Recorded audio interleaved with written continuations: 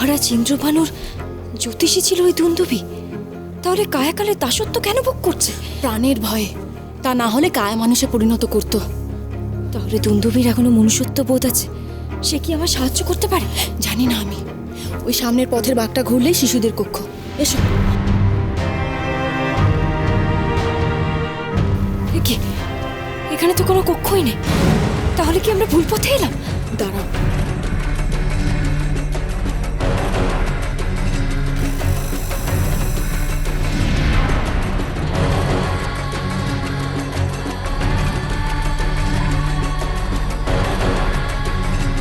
আমি যখন কায়াকালের সাথে এসেছিলাম তখন তো কক্ষ এমনিই দেখা গিয়েছিল। কায়াকাল যখন সঙ্গে থাকে তখন এই কেল্লার সমস্ত জাদুর পথ এমনিই খুলে যায়, আর না হলে অদৃশ্য হয়ে যায়। চলো। কি হলো, থেমে গেলে কেন? এসো। চন্দ্রমল্লিকা!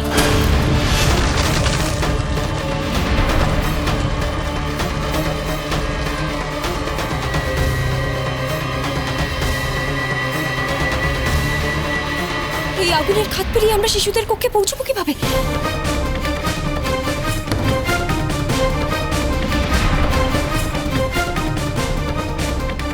কিরণ, কিরণ, ওদের দুধে জিম, এসো এসো এসো।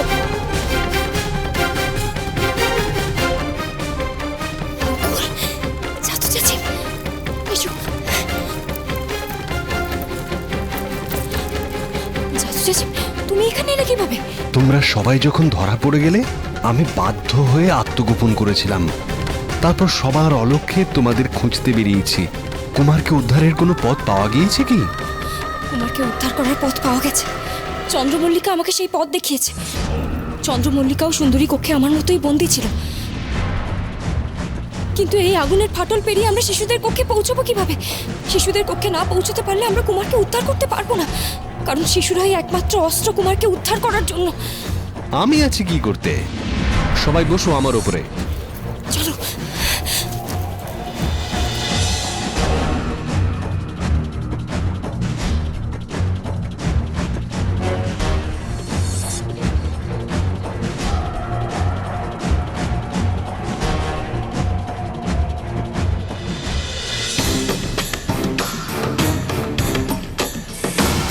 কটকটি, এই সেই কক্ষ।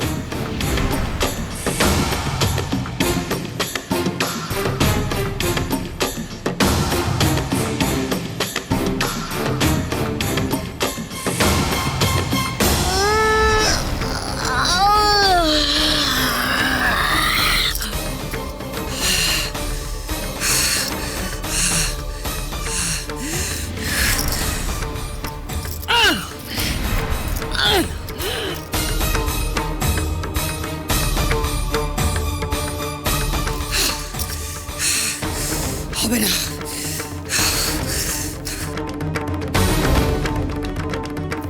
হবে না, হবে না, এভাবে হবে না।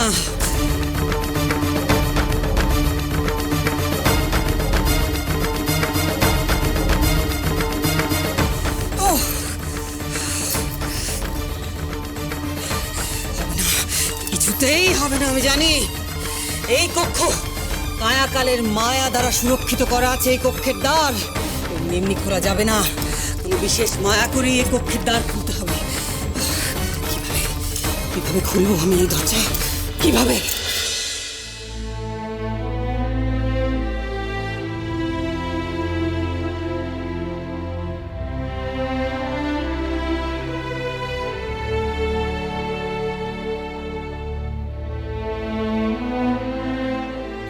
ও বাচ্চারা, এই দেখো, কিরণমালা তোমাদের উদ্ধার করতে এসেছে।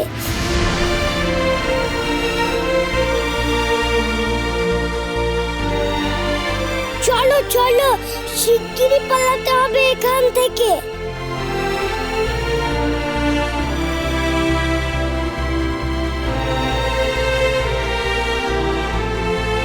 চলো চলো, আমরা পালাই।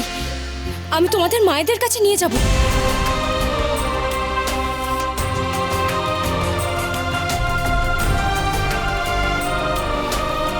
কি হলো চন্দ্রমল্লিকা? এরা তো কোনো উত্তরই দিচ্ছে না। এরা সবাই কায়াকালের মায়া স্থবির হয়ে গেছে। এদের মধ্যে শৈশবের উচ্ছলতা আনতে হবে। এদের শরীরগুলো আছে, কিন্তু সমস্ত প্রাণের উচ্ছ্বাস, সারল্য, আনন্দ সব কায়াকাল তার মায়া দিয়ে তিলে তিলে হরণ করেছে, যাতে সে আরো শক্তিশালী হয়ে উঠতে পারে। সেই উচ্ছ্বাস, সেই আনন্দ আবার জাগ্রত করতে হবে, না হলে এদের নিয়ে বিস্ময় কক্ষে যাওয়া যাবে না।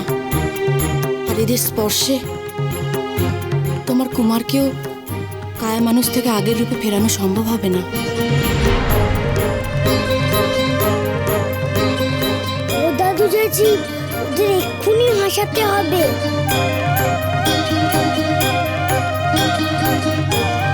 এক কাজ করি, আমরা দুজন মিলে ওদের হাসাই। ও বাচ্চারা, এই দেখো।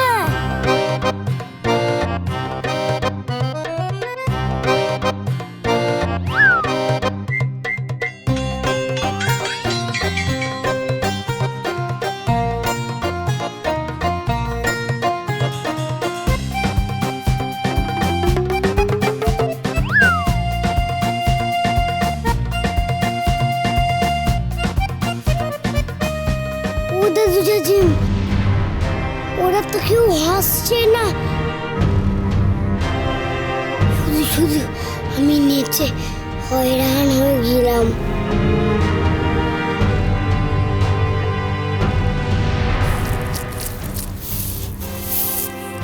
তোমরা তো এমন ছিলে না, কেন এমন হয়ে গেলে তোমরা? তোমরা সবাই হইচই করে পাঠশালায় যেতে মনে পড়ছে?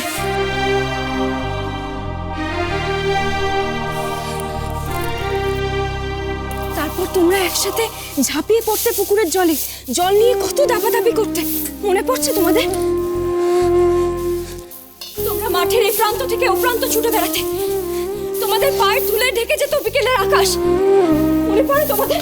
বলো না, কিছুই কি মনে পড়ছে না? কিছু মনে পড়ছে না? বলে কেন মনে পড়ছে না তোমাদের?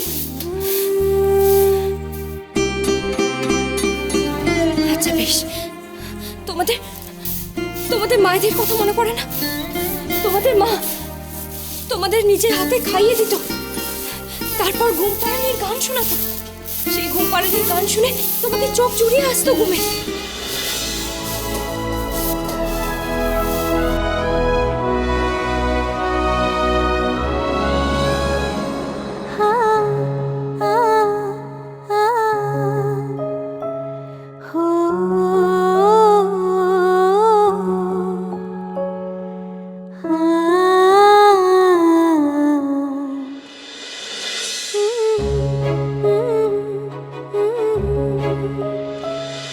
কিরণ, আমি বলি কি, তুই একটা গান ধর।